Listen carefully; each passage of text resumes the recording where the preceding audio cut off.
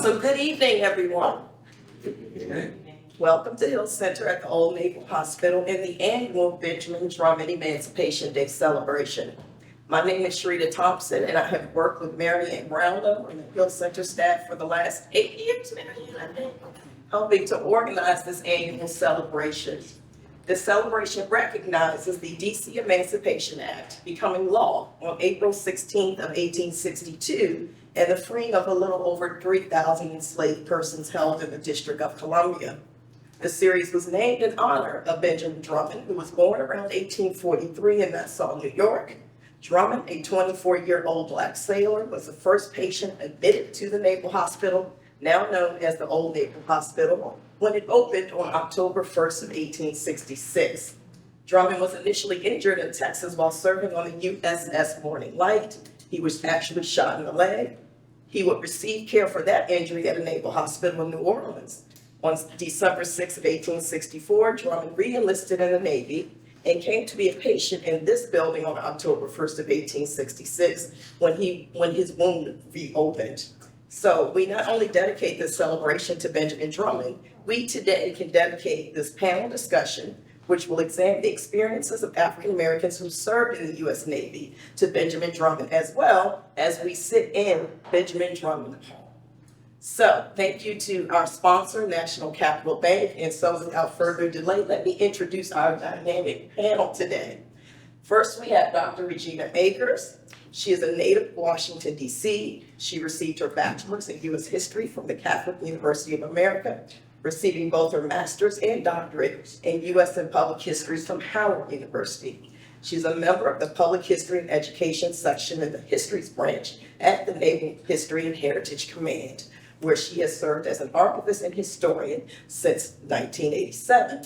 She enjoys a national reputation as a subject matter expert on diversity and personnel issues in the United States military, with an emphasis on women and African Americans in the Navy. She has served as the first chair of the Command's Senior Historians Advisory Committee and the Command's Oral History Team lead. Her publications include the Navy's first enlisted women, Patriotic Pioneers.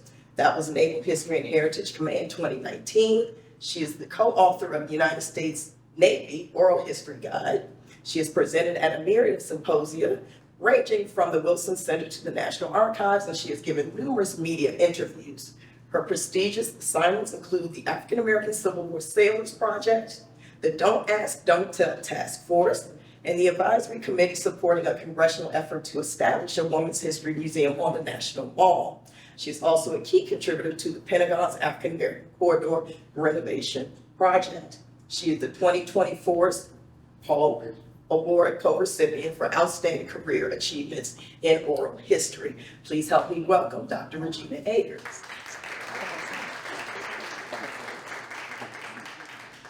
Next, please welcome Dr. Edward Valentin Jr. He received his Bachelor of Science in History from the United States Military Academy in 2010 and his Doctorate in History from Rice University in May 2020. In 2016, Edward began working at the Buffalo Soldiers National Museum in Houston, Texas, as an assistant curator. Since July of 2020, Edward has worked as a curator at the National Museum of the United States Navy. His research focuses on race and identity in the U.S. military, and his work appears in Civil War history. He is currently working on his book manuscript, Black Men in Army Blue, Race, Citizenship, and Military Occupation, 1866 to 1900, which is under contract with the University of Virginia Press. Please help me welcome him. And they will be in conversation with Dr. Joseph Reidy, who is Emeritus Professor of History at Howard University, where he taught history and served in various administrative positions from 1984 until his retirement in 2017. He received a bachelor's degree in sociology from Villanova University and both the master's and doctoral degrees from Northern Illinois University, specializing in 19th century United States history. From 1977 to 1984, he was editor of the Freedmen's and Southern Society Project at the University of Maryland, College Park, working on the first 4 volumes in the multi-award-winning series titled Freedom, A Documentary History of Emancipation, 1861 to 1867. He collaborated with other editors in the project to produce 3 other studies of Civil War emancipation, one which, Free at Last, a documentary history of slavery, freedom, and the Civil War, was awarded the Lincoln Prize in 1994. He is the author of From Slavery to Agrarian Capitalism in Cotton Plantation, Central Georgia, 1800 to 1880. That is with the University of North Carolina Press, 1992. His many articles and chapters in the Civil War era include influential overviews of the experiences of Black sailors in the U.S. Navy, including Black men in Navy Blue during the Civil War, which appears in Prologue, Quarterly of the National Archives and Records Administration, Fall 2001. His most recent book, Illusions of Emancipation, The Pursuit of Freedom and Equality in the Twilight of Slavery, published by the University of North Carolina Press in 2019, was awarded the prestigious Bancroft Prize by Columbia University and the John Noe Book Prize in American Civil War History by the University of Virginia. The book was also a finalist for the Lincoln Prize. Dr. Reidy currently serves as president of the Southern Historical Association. So please help me welcome him as well. So thank you everyone in the room and virtually who are joining us today, and we certainly hope that you enjoy the conversation. Thank you, Dr. Jacobs. Good evening, everybody. It's a pleasure to have you here this evening, and I hope we won't disappoint you. I have a feeling we won't. But let me just give you a little brief outline about how we want to approach the topic tonight. As you know, it's a very broad one, even though it's focused specifically on the matters of race and racism within the Navy over literally the course of its history. We do want to break up the presentation in line with our own areas of interest and specializations and research. So with that in mind, I'll be the first one to speak because my interest in the Civil War, I'll talk a little bit about the pre-Civil War Navy, a bit about the Civil War Navy, and then I'll hand matters over to Eddie, who will then cover the later 19th century down into the 20th century. And last but not least, Regina will cover the World War II period and after. Now, what we thought we would do would be to say a little bit about how we got interested in the topic in the first place, and then sort of dive into it for a few minutes. So in my case, as Dr. Jacobs' introduction made clear, in the 1970s and 1980s, I worked with the Freedmen and Southern Society Project at the University of Maryland. And what that project was about was using records of the National Archives to tell the history of emancipation in the Civil War. So that's really what my interest has been, literally since I've been in graduate school, understanding that the dynamic whereby slavery broke down, and then a whole new world, in a sense, had to be created on the ashes of slavery. So military service clearly was an important part of that. What's more, given the fact that the United States Army was segregated, and you recall that African Americans were not permitted to serve in the United States Army until 1863, after Congress passed certain legislation and President Lincoln promulgated his Emancipation Proclamation. It's only after that that Black men were admitted into the Army. So the point at which I and my colleagues were doing work on how military service helped to end slavery, it was quite natural for us to turn to the military records. After all, there was a Bureau of Colored Troops that was a nice starting point into the history of Black soldiers during the Civil War. Then by way of understanding their experience, we could hope to understand emancipation. On the Navy side of military service, however, it was a completely different story because the Navy was never segregated. From its origins in the colonial period, naval vessels, first of the colonies and then of the United States Navy, were always integrated. In fact, down through the antebellum period, if anything, the U.S. officials who presided over Navy enlistments put a cap on how many African-American men could serve. It was 5% of the crew of any given vessel that was about to undertake a cruise. But frequently, that number was exceeded. So there was a significant group of African-Americans who had served in the United States Navy from before it was the United States Navy. And that remained true right down to the start of the Civil War. And at that point, as you may or may not know, the U.S. Naval fleet was very small, probably 40-some functioning vessels. And over the course of the war, that number increased to more than 600. So the Navy as a service had as much of a challenge in terms of enlisting men to man these vessels as the Army did at the point at which the conflict began. So the Navy, to some extent, could rely on the presence of African Americans. But most of the men who served in the U.S. Navy, African American men that is, who served in the Navy before the Civil War, were free men in the North. Many of them had had some kind of seafaring experience. As merchant seamen, as men who served on whaling ships, coastal ferries, and things of that nature. So they had some knowledge of the sea, and they had some awareness of how vessels operated. So those men came into the U.S. Navy relatively quickly after the start of hostilities. But I should point out that there were African American Southerners who also served.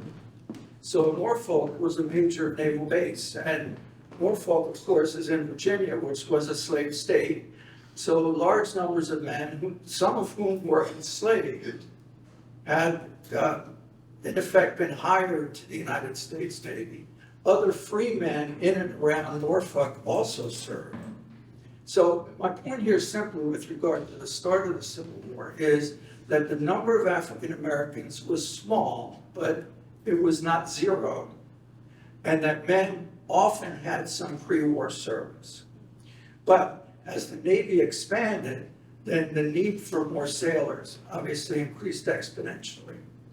And at first, as U.S. naval vessels began to operate in waters close to the Confederacy or in the Confederacy, for example, along the Chesapeake Bay coast of Virginia, African Americans who had been enslaved and who were seeking freedom frequently sought cover and sought protection with U.S. naval vessels. And so from the very beginning of the conflict, commanders of U.S. naval vessels had to contend with men who were presenting themselves as volunteers for service in the United States Navy. So within a matter of months, the naval service began accepting these men into the service. Now you may be familiar with the term contraband in reference to African Americans who had been enslaved and who were becoming free during the course of the Civil War. Now this term originated at Hampton, Virginia, when General Butler, as you may remember, referred to 3 men who had run away from slavery as contraband of war and used that as an excuse to give them federal protection. So the Secretary of the Navy advised naval commanders that they could use similar logic to take the men who were fleeing from slavery on board the vessels and put them to work. And wouldn't you know it, but they rated the men under the term contraband, which hadn't existed before the start of the Civil War, obviously, in the U.S. Navy. But what that meant was that these men who were coming out of slavery were being looked down upon, essentially as formerly enslaved people who may have little by way of seafaring skills and perhaps therefore little contribute to the proper functioning of a naval vessel. But for the men who were from the North and who had experience, they were not treated the same way. So there were some real distinctions then that sometimes carried into the post-Civil War period, but probably not so much as we might have hoped. But my point here, again, with regard to the distinction between the contrabands and the men who were freeborn, is that the freeborn men who had the prior seafaring experience could have been rated as seamen. They could have been rated as ordinary seamen. So the rating system was not segregated in the sense that men with dark complexion would automatically be rated as contrabands, which of course was at the lowest end of the pay scale as well. So men with experience who knew the ropes, as it were, could be treated as able seamen and paid accordingly. So there's variation then between the northern men and the southern men between men with prior seafaring experience and men without it. Now, where the matter really becomes interesting is in that rating scale from contraband, which was the equivalent of the pre-war rating of boy, which typically was reserved for young men who were 18 years of age or lower age, whose parents had to give them permission to come into the naval service.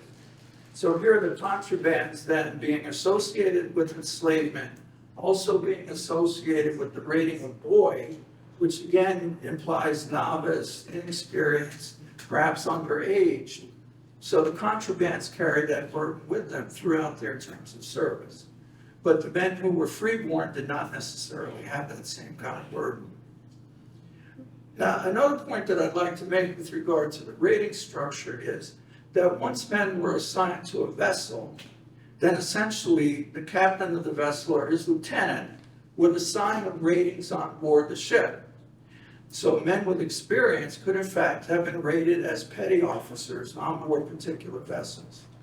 And some of them in fact would have been enviable petty officer ratings that in fact gave them real authority over their fellow shipmates. And there was probably nothing quite like that in the United States Army, even though you could make a case that a sergeant major in an African-American regiment would have had similar kinds of authority. So the rating structure within the Navy was a little bit more flexible perhaps than that in the Army.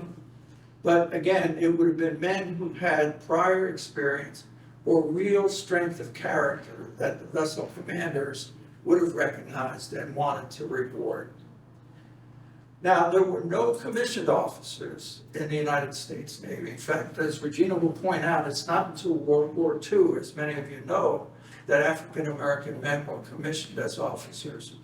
As far as we can tell, there were no warrant officers in the United States Navy during the Civil War.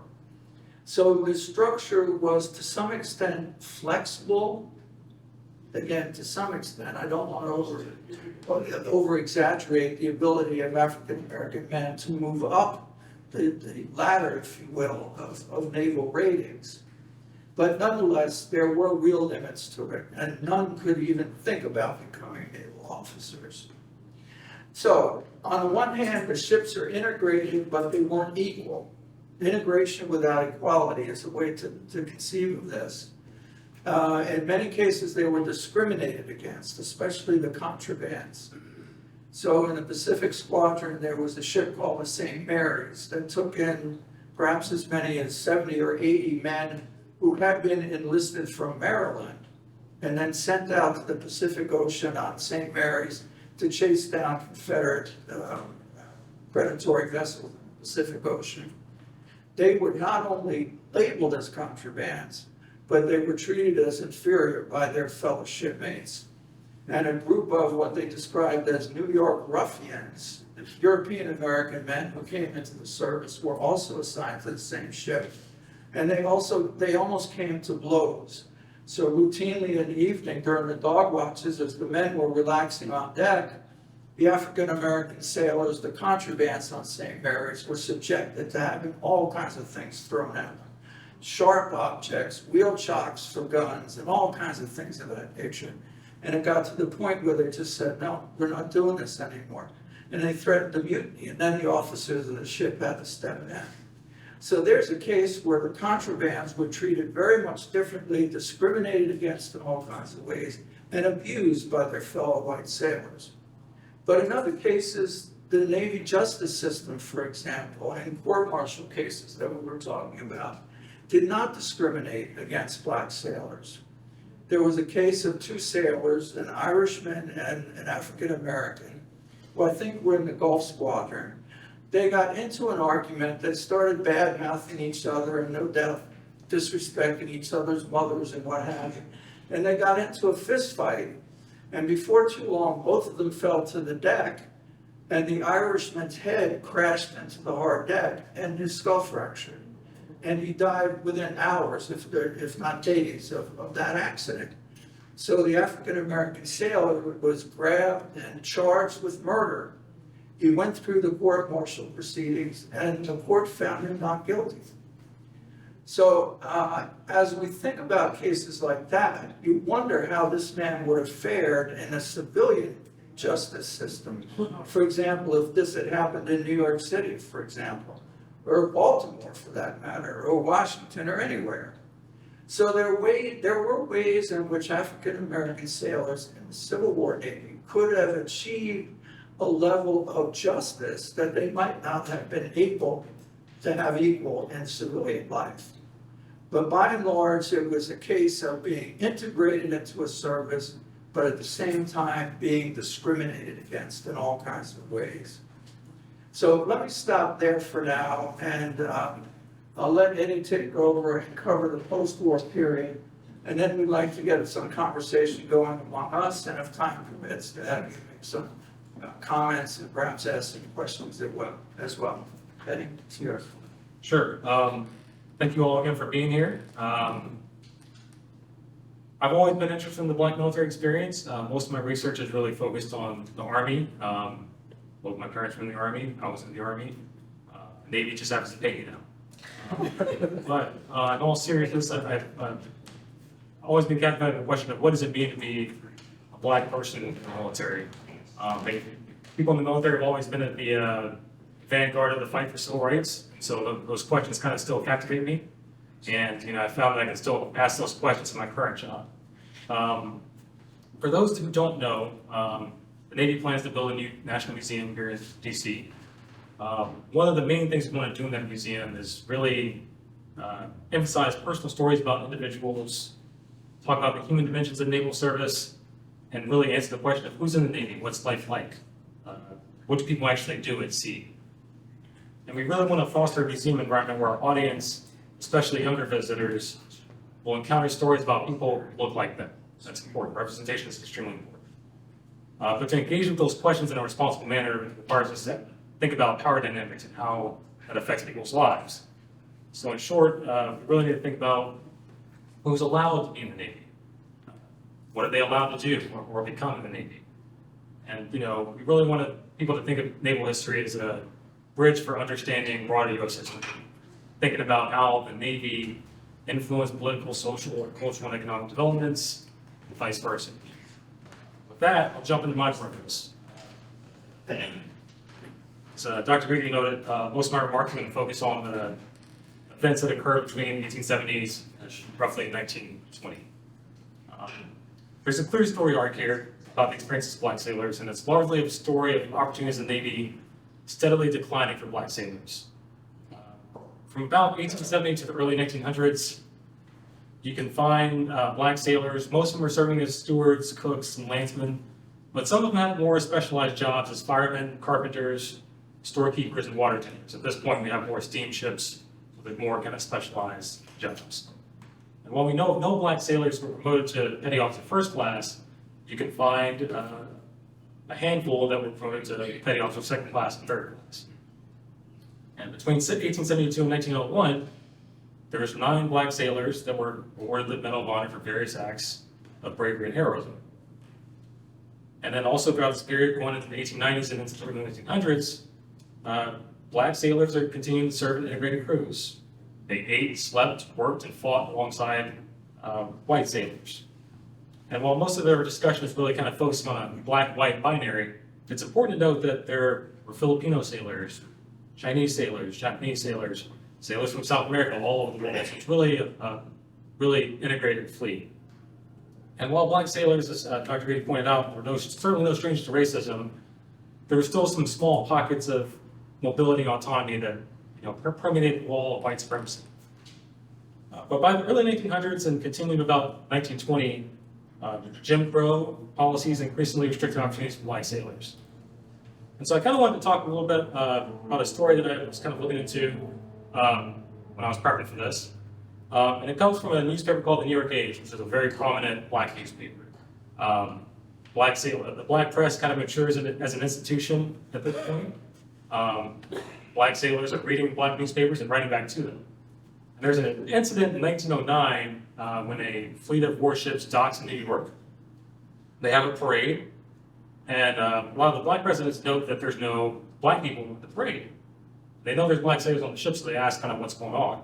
They write a letter actually to the Navy Department. The Navy Department sends a letter back saying, of course there's black sailors in the Navy. You know, they're talking about all the things they're allowed to do. But it wasn't rooted in any kind of reality. So the paper received a couple of different letters from black sailors who were serving in the fleet in 1910, kind of explaining what their life was like. One guy, I'm going to paraphrase here, talks about how there's more discrimination in the Navy than the rest of the U.S., which is pretty striking to say. Talks about how only black sailors are only allowed to serve as stewards, and really terrible job of heaving coal in steamships. Talks about how they don't wear the same uniforms as other sailors. Their uniforms, they look more like servants than sailors. They have to go get their hair cut kind of in a secret kind of passageway. They never fall into formation with the rest of the crew. He talks about how there's just no incentive for black people to really join the Navy and expect great things out of it. And I've only mentioned a few things here, but it's a really long letter. It's really interesting. Assuming that he's anywhere between 20 and 30 years of age, the average age of a recruit at the time, he'd probably been born free and never known slavery directly. By 1910, many of the 18,000 black sailors that had served in the Civil War and had contributed directly to the destruction of slavery had either perished or they were at least 70 years of age. Some of them were probably fighting for their Civil War pensions. This man was also probably too young to experience the promises, limited gains, and the ultimate disappointment and losses of the Reconstruction era, talking about 1865 to 1877. And perhaps he was conscious and old enough to realize the devastating impact that the 1896 Supreme Court decision, Plessy versus Ferguson, had on black Americans. He probably knew about the widespread lynchings happening all over the South at this point. And perhaps he viewed listing the Navy as a way to escape from the world of Jim Crow that had really taken over. And as Dr. Reidy described, being a sailor had long been a way to secure a degree of mobility and autonomy that didn't exist in other parts of American society. But you kind of see that window really closing for black sailors at this point. Just kind of zooming back out to talk a little bit more about broader Navy stuff. 1880s, the Navy was really expanding, getting more into the public view. But as we see them get more into the public view, as the Navy becomes more visible, there's an increasing effort to make black sailors invisible and outright erase them altogether. There's more emphasis on steam engines and high technology on ships. The seafaring communities that Dr. Reidy was talking about that they recruited from originally, the Navy, they're really starting to shift towards recruiting from the interior of the country. More white sailors. They want to build an enlisted force that's really composed mostly of native-born white Americans. That's rooted in a lot of anti-immigration sentiment and, of course, anti-black racism.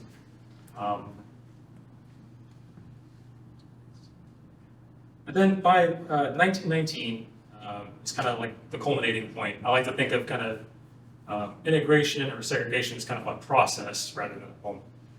By 1919, the ardent segregationists, Secretary of the Navy at this point, Josephus Daniels, imposes a ban on black sailors enlisting at all. And that ban remains in place until 1932. And while he rightfully gets blamed for implementing this policy, it's important to note that this is happening from the bottom up as well as the top down. There's a lot of anti-black violence on ships. Almost came close to lynchings a few times in port cities. It's just really, really stringent anti-black racism. And it would remain that way really until World War II. But Dr. Akers, pick it up. Thanks, Eddie. Thank you guys for coming out. In the interest of time, I'm going to focus my remarks on African American women. And put those back so we'll have a chance to hear from you guys. Okay. So I first became interested in this topic from my parents, who were my first teachers. My mother's father was completed a 20-some year career in the 10th Cavalry. And growing up, she told us all stories about what that was like for she and her family. And that started my interest in African love. I guess as a kid, I would say blacks in the military. And my mom, though her father was in the Army, she knew about the policies regarding blacks in the military period. So that really opened up my eyes. Also, through graduate school first, talking about women in World War II, an undergraduate thesis, and then my master's thesis, iteration of the Navy's World War II Female Reserve Program, and then the dissertation on the Female Reserve Program. So, scholastically, that's where that came from. And then, while I was still in school, between degrees, I started working at the Naval Historical Center then, and I was an archivist in the version of it. And I was one of those folks, like some of you in this room probably, who worked right here in school. Had the pleasure of doing that for 12 years. But yeah, thank God I got through it, learned a lot from it. And so at work, you come in like any other job with a specialty, but then you develop specialties on a job according to the needs of where you work. And so mine's over the years have developed focusing on minorities in the military, as we used to say, now DEI is part of diversity, equity, and inclusion. But to look at specifically the roles of women and African Americans across the services with the emphasis on the Navy. And I'm sorry to say, there's a dearth of literature and scholarship out there even today on to address them. Or either the women in the Navy get shadowed by the WACs, which most of you probably know about, the Women's Army Auxiliary Corps. About 4,000 of them, there was 72 waves. So there's more to do, and I'm glad to be part of that process. But as we look at diversity, equity, and inclusion, we're trying to learn from the Navy's history lessons that are there for us to examine and see how we can do better as an organization on all levels of command.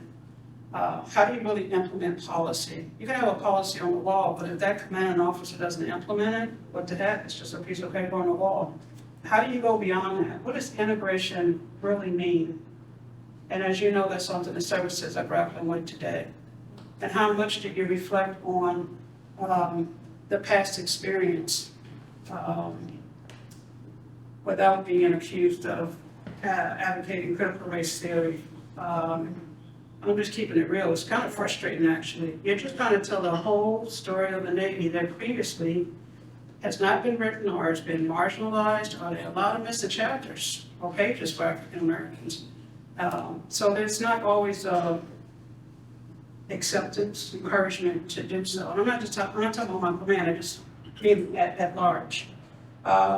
The other thing is you'll find that typically black male veterans are much more likely to write a book than black females, just as white male veterans are more likely to write a book than white females. Not everybody's gonna write a book, but if we're gonna capture the history, which is part of what we do, how do you make that happen? How do you encourage them to put their history somewhere? I know generally at the end of all my talks, especially when veterans in the audience, and if there are any veterans here tonight or online with us, thank you for your service. I encourage them to think about now, what are they putting aside that their grandchild can read about their military service? Now, we're in a digital age, and that doesn't mean that you haven't produced anything, all right? If you were an OEF or OIF, if you had a water bottle and a paper of wipes, that tells a lot. Because that was your bathing facility for so long, right? So, African American women have been with our military as almost as long as it's been in existence, either by way of camp followers, as nurses, they in one way or another, but I'm going to stick to the Navy tonight. Annie Stokes, which I think you mentioned, Joe, was served on the Navy's first hospital ship, the USS Red Rover in 1862, serving with 4 nuns to treat the patients. She came out after being injured and applied twice for her pension and didn't get it, and got her husband's pension before she got hers. That's true. In fact, if you go to NARA's website, her service record is right there. You can download it. Annie Stokes. So as society changes, sometimes the military reflects societal standards, and sometimes it's ahead of it. I would say in the military's case, for the most part, it's been ahead of it. In other parts, there, there's peaks and there's mountains, if you look at a graph, where they're right up there with it, right? So as he mentioned, Plessy versus Ferguson, that was critical to justifying segregation in society, right? The War Department sets the policies for the services, and then each service secretary has to carry that out. So in World War I, I'll start there, Blacks served, of course, as Eddie described, but there were also 14 Black women who aren't talked about so much. My colleague, Richard Miller, was the first to write a scholarly article about what they call the Golden 14. Here in DC, initially the Secretary of the Navy recruited women to deal with the great shortage of clerical workers. And he did so, some 11,000. But late in the war, 14 women, the Navy enlisted 14 Black women, and they worked in the muster roll division that was run by John T. Ricer, an African American. I have yet to figure out how he did that under the leadership of Josephus Daniels. Avowed racist, who had no desire to have Negroes, put it politely, amongst these yeomaness, but they did serve. But they were largely unknown for a long time until Richard and a few other scholars started talking about these 14 women out of the 11,000. They did serve, some were based here in Washington. A good number of them came from Ricer's family, cousins, sister-in-law. Don't know how he did it, I'm still working on that, but it's pretty amazing. Their service records are at NAR as well, and they're not digitized, but you can get them at the St. Louis facility. So at the end of World War I, as he mentioned, the Navy stopped recruiting Blacks by policy until '32, when the status of the Philippines changed. And that's a whole other interesting story we can talk about, putting the Filipinos against the African Americans. So when World War II begins, there were 6,000 Blacks in the Navy, all enlisted. No women. The only women in the Navy are the Navy Nurse Corps members. Congress established the Army Nurse Corps in 1902, Navy Nurse Corps in 1908. So the country drafted individuals. Roosevelt gets a lot of requests because they don't think the Navy's taken enough of their share of the draftees. And then there's a general board meeting, and then they try to redefine what Blacks should be allowed to do. And so we go from messmen, stewards, and cooks to stevedores, basically. Literally. Still no officers. I take that back. There were officers before, which you all may know as the Golden 13. The Golden 13 was the single largest group of Black officers commissioned during World War II. There was Bernard Robinson was at Harvard in medical school. Before the war started, there was a competition amongst the services to have the biggest medical officer corps. They assumed he was white because he was at Harvard. So there's a memo that says, we can only hope he fails, because they had no other basis for giving him a commission.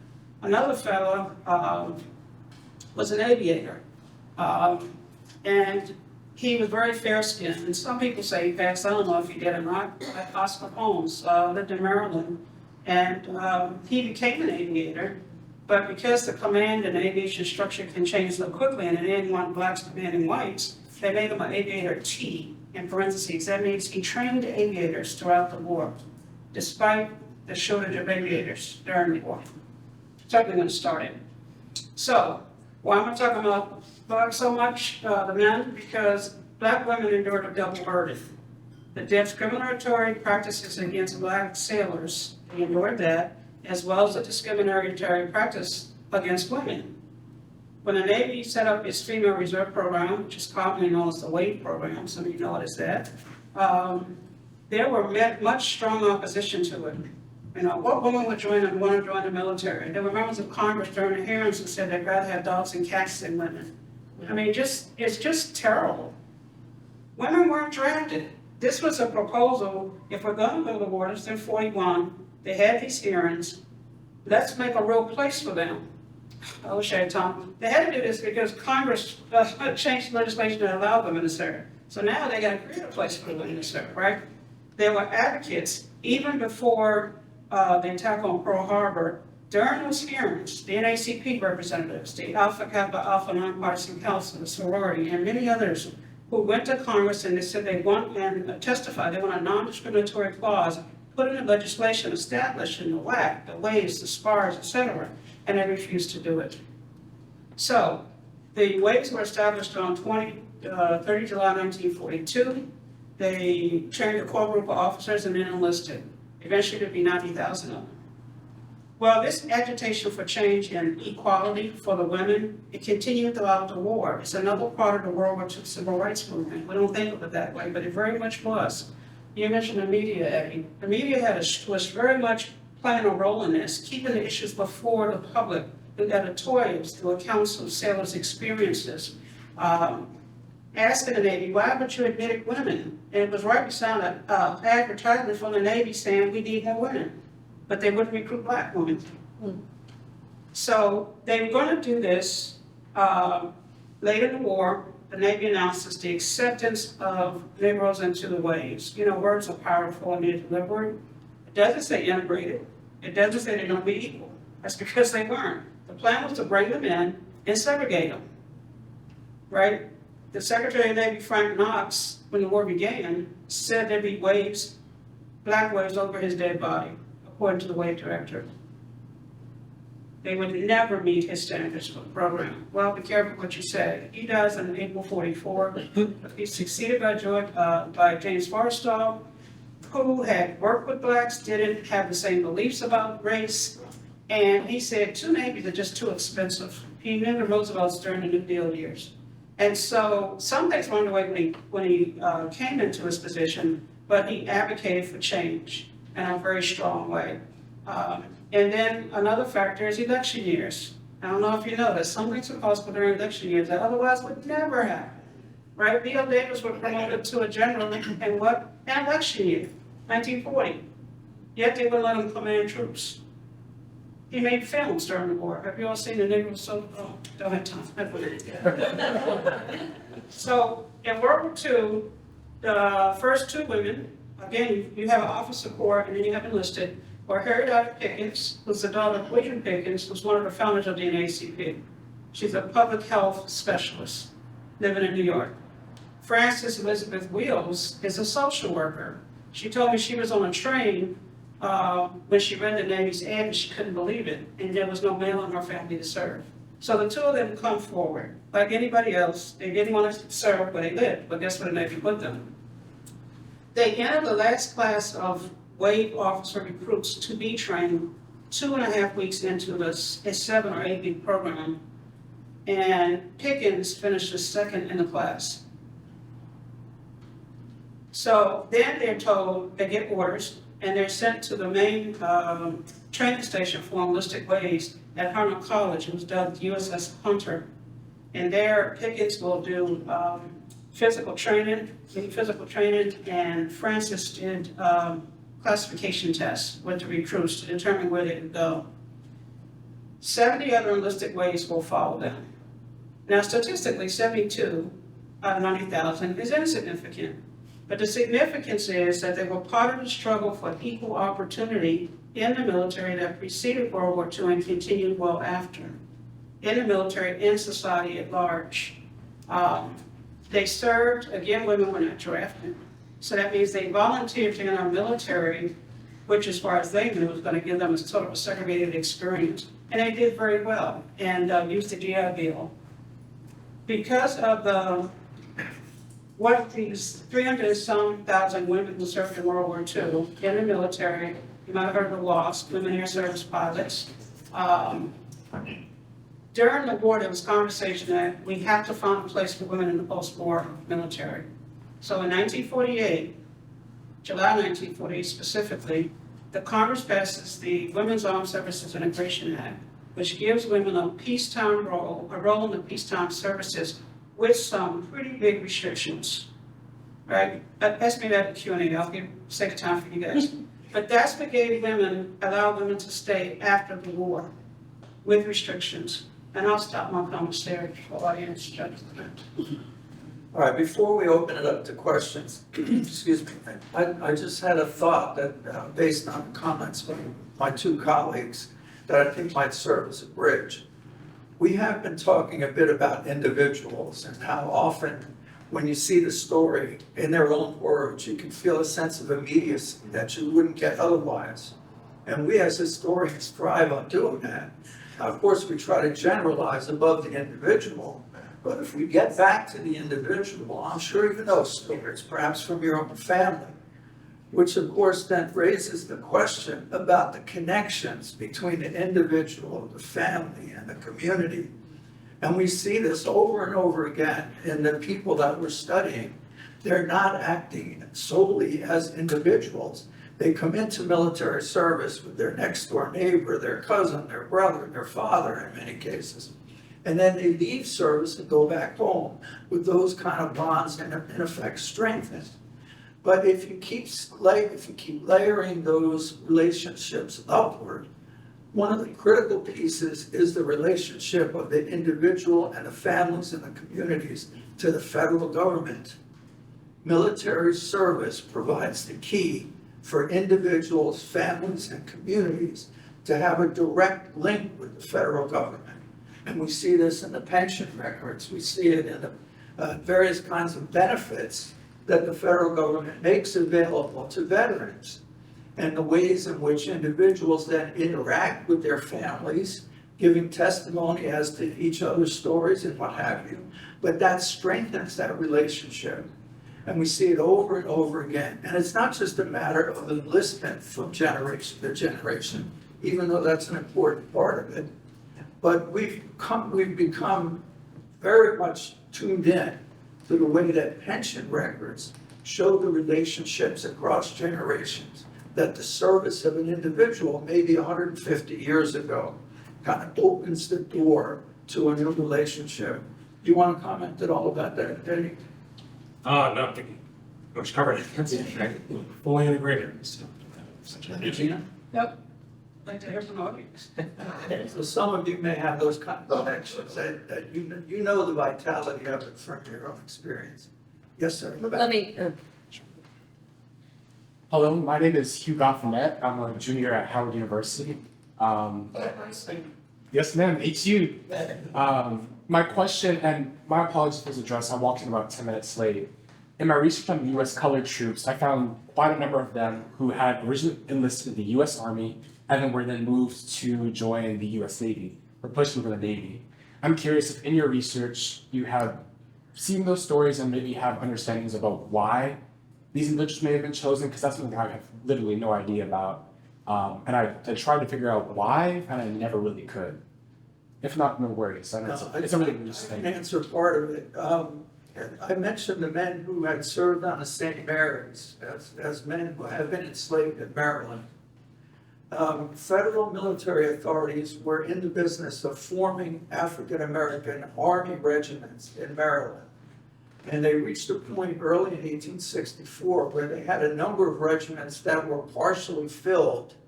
And they saw very little prospect of filling them all up in time enough to get them into the field of battle. So all in one fell swoop, in April of 1864, about 400 Maryland men were transferred from the Army into the Navy. So that's the single largest group of men that I'm aware of the description that you described. And then they were scattered in the various fleets and squadrons and so on. But that's what accounts for it. It wasn't their own volition necessarily, as much as the government's decision. These men were needed more in the Navy than they were in the Army. Thank you. Other questions? Did he bring him in as senator or Yes, they brought them in as sailors. Go ahead. You want to repeat the question? I asked if they brought them in as sailors or Marines, or did they spread them all across the different positions? They brought them in as sailors. The Marines were a separate organization, even though technically part of the Navy Department. I'm not aware of a single African-American Marine during the Civil War period. No, there's a Blackstone that served in the Marine Corps from the 1700s until 1942. The Navy gets a bad rap, but that's pretty bad. And they had no black officers, the Marine Corps didn't until after World War II. Yeah. One observation is written, it was back in, yes, it was 56, when 57, like, well, it was better. Anyway, I went in and after boot camp and going to the academy that trains you as a sailor and a submariner. I was trained that way, and I'm on a plane heading in uniform to Florida.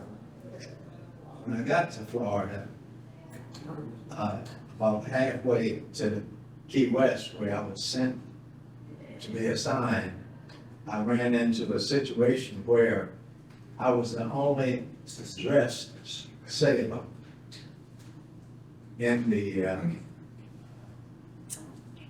on the bus. I guess most discouraging part that I ran into was I was the only one on there, only black person on in full uniform. And there must have been about 8 or 10 people at the front of the bus. At least, for some reason, I was smart enough to sit toward the back of the bus. And so when we got there, everybody got off ahead of me and headed for the lunchroom. And this is halfway to Key West. And I did the same thing because I was following.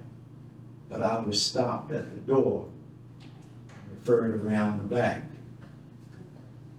And after going through that experience of really finding out what they were trying to do for me, I turned around and got back on the bus.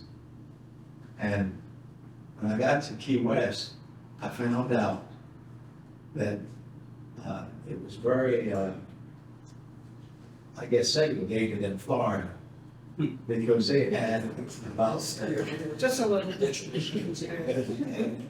in Key West, it was very obvious. You had to go about from the front of the base, you had to go back to approximately a quarter of a mile. And that was the white section. The black section, all you had to do was come out the gate and turn to the right, go down. And I had not experienced all of this as dominant as it was at that time, so it was kind of discouraging. But fortunately, when you got on the boat that I was assigned to, it was a USS Chopper. It was so different. But I did have one incident, and I'm quitting while I'm here. Thank you for listening. Thank you. It was a great experience. I'd like to put a quick question in context. You probably was submariner and even at the North Atlantic service and went to Europe as well. Your son to be sort of called it, but the I want to diesel study some of the shop. We have come up for to charge of matters, and I'll tell you one night was the worst night of my life. That's it. Because I had to be assigned to the wheel steering. And before I got off there that night, I found out then it's time to go home. So just a question in context of that is sort of, African Americans traveling, or maybe this is more sort of 20th century, but I think about expatriates, African Americans who went to Europe and such. Any narratives, any anecdotes, or any interesting narratives, maybe, World War I period or in between World Wars, or just the interactions with maybe in Europe and such, and just how black sailors were received, or anything you'd like to share? I'll start, generally speaking, whatever the conditions were on the base, and sometimes they were segregated. The Navy didn't control the standards of the city or state in which it operated. So you had to address that. I interviewed two waves at a wave conference some time ago. One of them was Mexican but looked white, and the other one was black. And they were on a basketball team, so they traveled a lot. So everywhere they went, they had to adjust, even though they're in Navy uniform, to the standards of that society. And that meant going to the back of the side to get their food. And the Mexican, Rita, would sit with Marilyn on the bus, so she wouldn't have to sit alone, because she couldn't sit in a restaurant to eat. So societal norms didn't change even as Navy policy was moving at a glacial rate from World War I to World War II. They had to abide by societal norms, even though bases themselves were segregated. At Camp Robert Smalls, at Great Lakes, where most sailors were, and those had to finish their boot during World War II, there were segregated camps for Negroes. Camp Robert Smalls, Muffet, and I forgot the third one. And that's where they trained. I'll give you kind of two examples. With sailors, like the Great White Fleet, like circumnavigation around the globe, 1907, 1909. And they kind of talk about this in the newspaper articles. One of the things they tried to do was keep white sailors on the ship whenever everyone else got off. And that's one thing they complain about. World War I is more of an Army example, but there's a bit more like fluidity and stuff in France. So you have black soldiers that interact with France, like the Harlem Hellfighters. Their band is very popular. They introduced jazz music to France. Soldiers are having relationships with French women, and they're writing about this back to the States, saying, "Hey, it's not like this everywhere." To the point, actually, where the Army kind of speeds up bringing black troops back from France to the U.S. because they don't want them getting these ideas and maybe trying to do some of the same things in the U.S. Does that answer your question? Okay. Yeah, In fact, General Pershing wrote a famous memo to their commanding officers. They were somewhere for 9/11, by the way. And the French realized they could fight. And so many of them, the 369, 370th, et cetera, they were at the Croix de Guerre that Anthony spoke about when they had the parade in New York. They wouldn't let them participate initially. The Germans were very, very afraid of the 369th and 370th and 371st. They did very well over there because they were seeing a lot of the biases and things. The culture was different, it was more inviting. But there was also a threat. If they tried to act that way, even in transit coming back here, that wasn't good. A lot of black personnel were beat up, robbed, or lynched, or worse. And then it got to the point where they were told, "Don't wear your uniform home." This is after World War I and World War II. Let me give you one example from the Civil War. There's a marvelous account by a man by the name of William B. Gould, who had escaped from slavery from Wilmington, North Carolina. And he was a very skilled carpenter and plasterer. And after having escaped from Wilmington, he made his way to the blockading squadron, and he enlisted, and he became the captain's steward. So theoretically, he was very skilled, and had he had some seafaring experience, he might have been rated as a seaman. He was rated as a contraband because he had escaped from slavery. And then on the ship, he became the captain's steward. It so happened the ships that he served on were in the North Atlantic Squadron. So they were chasing Confederate commerce raiders throughout the North Atlantic. Whenever the ship made port, it was his job to go out and get fresh provisions for the captain. And he describes the wonderful times that he had moving about the cities, the various port cities of Europe, as a free man in the United States Navy uniform. And he describes being treated like a tourist, and in fact, going around to tourist attractions. Now, he's exceptional in one sense, though I think most other stewards, especially as captain stewards, who then went out into the port cities to get the provisions for their officers, they had some leverage, and they had position, if you will. They had some swagger. And so they went and got the provisions they knew that the captain expected.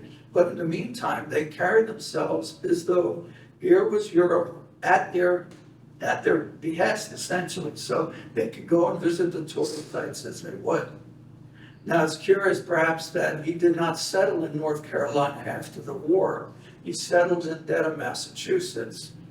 And his great-great-grandson, William B. Gould IV, was chairman of the National Labor Relations Board during the 1990s. And William B. Gould IV published his great-grandfather's diary. And you can find it, Stanford University Press published it. You might take a look at it, because as to the question of how individuals in those circumstances, in different cultures, in that context, could have interacted with a population that didn't treat them as pariahs as they were treated at home, is very informative, to say the least. Any other questions? Just changed. How is it today? Today's environment as far as blacks and minorities, these, well, that's your question. How is the notion of blacks and minorities now in the Navy?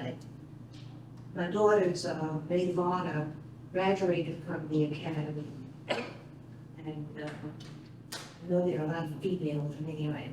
She About was 27% is right right. She was probably at the beginning of it. in the 80s. Yeah.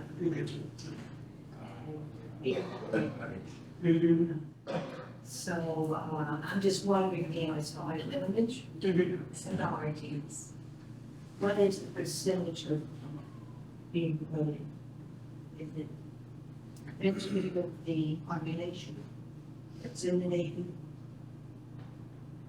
I probably shouldn't answer a question about current Navy policy or status after the work, but it's a regular question. If you want to know though, man, go to the Chief of Naval Operations, Airman Gilday, Mike Gilday, on his website. You'll see diversity, equity, and inclusion. And there are some breakdowns there. Another good site is the Defense Equal Opportunity Management Institute. It's out of Florida. It started as the Race Relations Institute back in '76. They maintain those kind of stats as well. Did you guys sort of get a glimpse of how many ships are there in the Navy, personnel, et cetera? It's just at a glance, it's public information. And there's actually, the Navy, attention to these issues, they actually commissioned a report 2021 with all the stats, with General Task Force different, Navy one? yes, different things they want to Didn't do. talk about that. Yes, it is. So, just public information, but Yes, it is. Good point. just, It's all there. Most recent.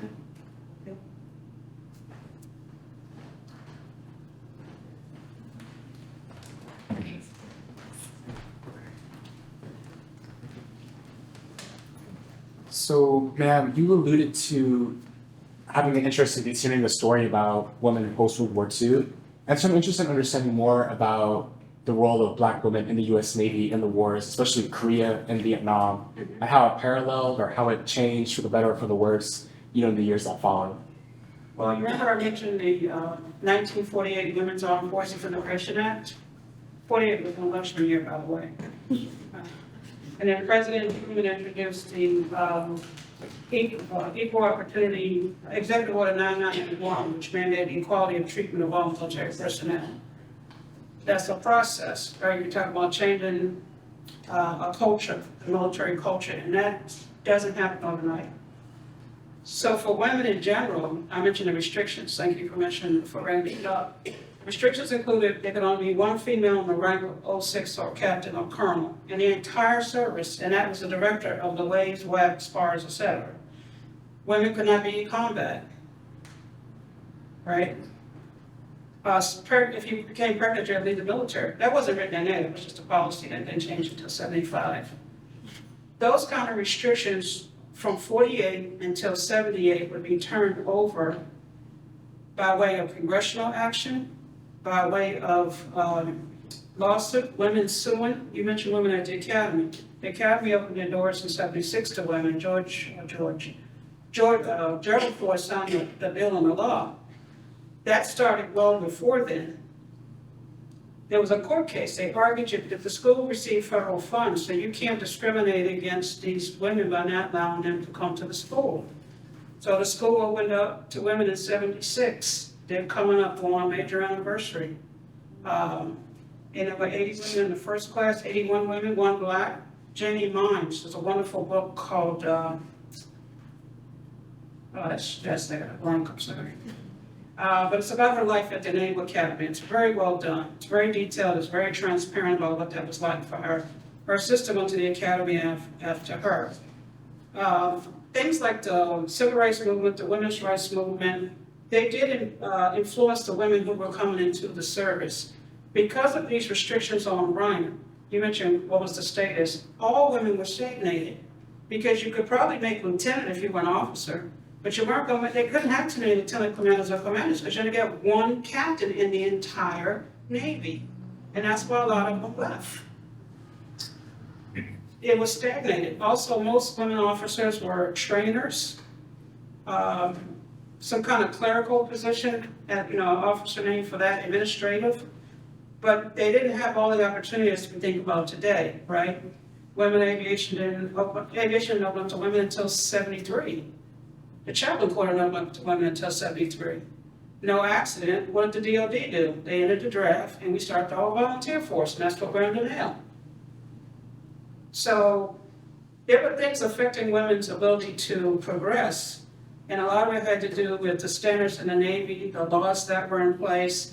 But a big factor was bad for morale. Was one, they couldn't have a family, but two, there was limited opportunity, and women couldn't serve on ships. If you're coming before a promotion board, if I'm coming before a board with these two, and all of our jackets are being shown, and they're trying to evaluate who gets promoted, and they have seat time, guess who don't get promoted? If I'm an aviator before 1994, when the combat exclusion law, there were several appeals to the combat exclusion law. The final one was done before Donald Trump became president by Secretary of Defense Ash Carter.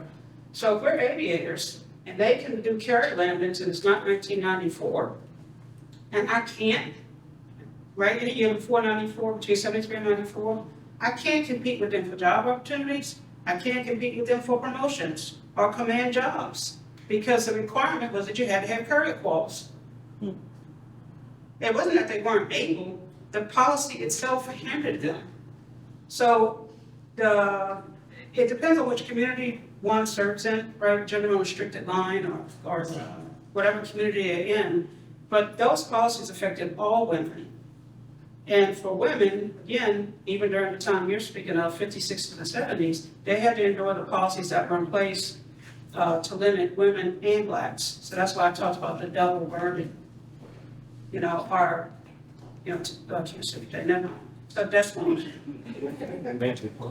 If they had advertised on the TV a couple of months ago, the lady that gets the appointed to ship, and she was going to hand it out. You mean the aircraft carrier? Yeah, it was 2 years ago. First woman to command an aircraft carrier.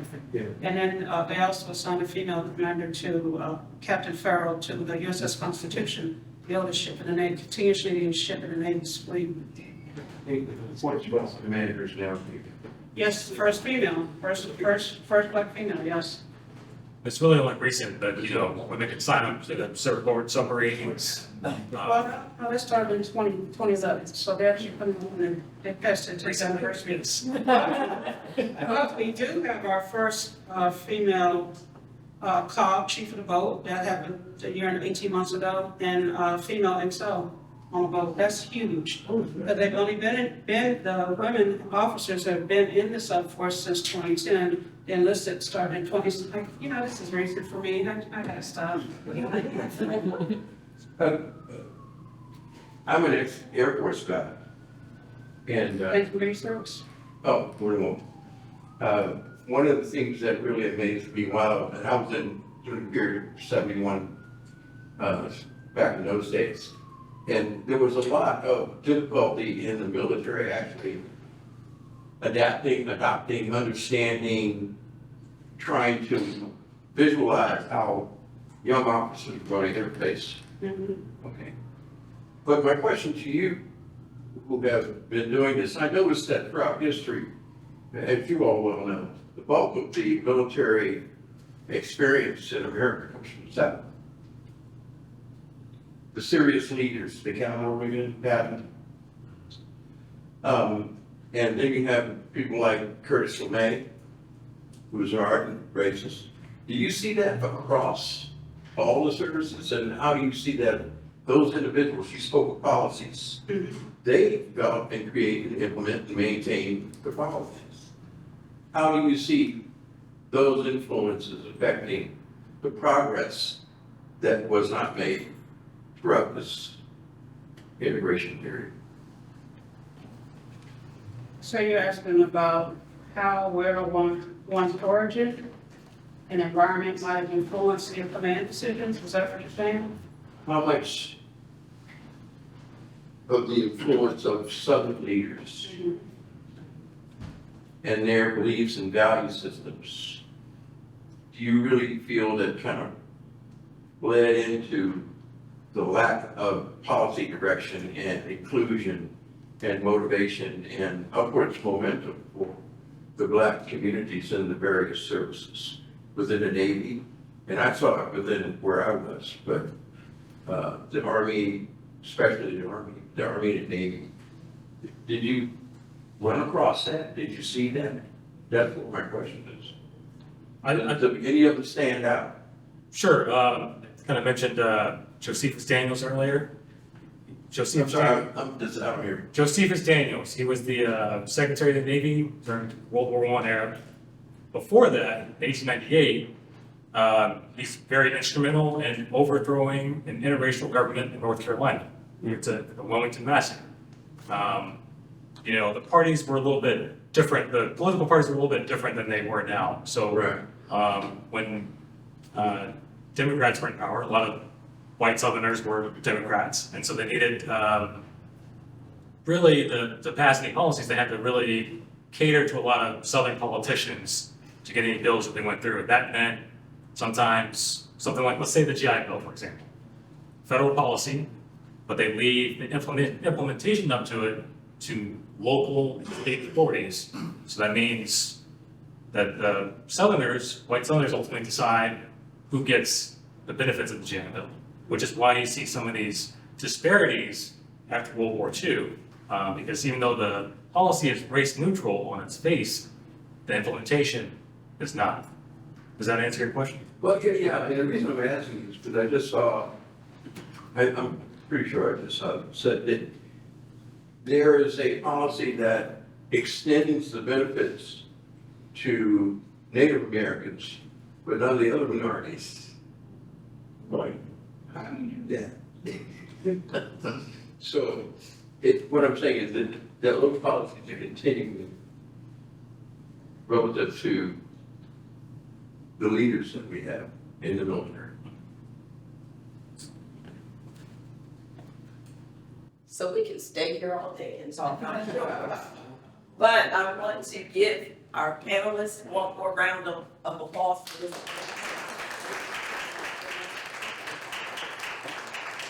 All for coming, those of you in the room and virtually, we certainly appreciate it. And thanks once again for this wonderful panel this evening. Enjoy the rest of your evening.